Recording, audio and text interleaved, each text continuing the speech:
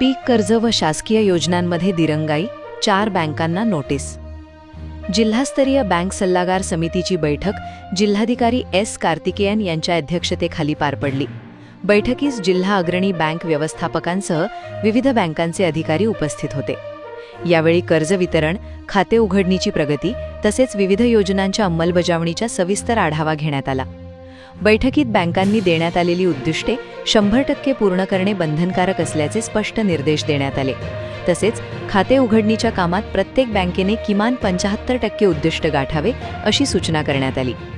पीक कर्ज वितरण आणि शासकीय योजनांच्या अंमलबजावणीत झालेल्या दिरंगाईबाबत काही बँकांच्या कामकाजावर नाराजी व्यक्त करण्यात आली।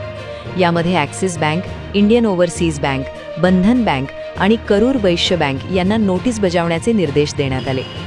बैठकीत नाबार्ड, ओबीसी महामंडळ, कृषी विभाग आणि जिल्हा उद्योग केंद्राच्या योजनांचाही आढावा घेण्यात आला। निधी उपलब्धता, योजनांची प्रगती आणि अंमलबजावणीतील अडचणींबाबत चर्चा करण्यात आली।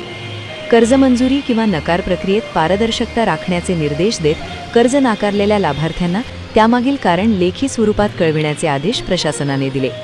यावेळी बँक अधिकारी राम वाखारडे, कदम, जिल्हा अधीक्षक कृषी अधिकारी शुक्राचार्य भोसले, जिल्हा उद्योग केंद्राचे महाव्यवस्थापक उमेशचंद्र दंडगभाळ तसेच ओबीसी वित्त विकास महामंडळाच्या जिल्हा व्यवस्थापक वृषाली लहारे उपस्थित होत्या।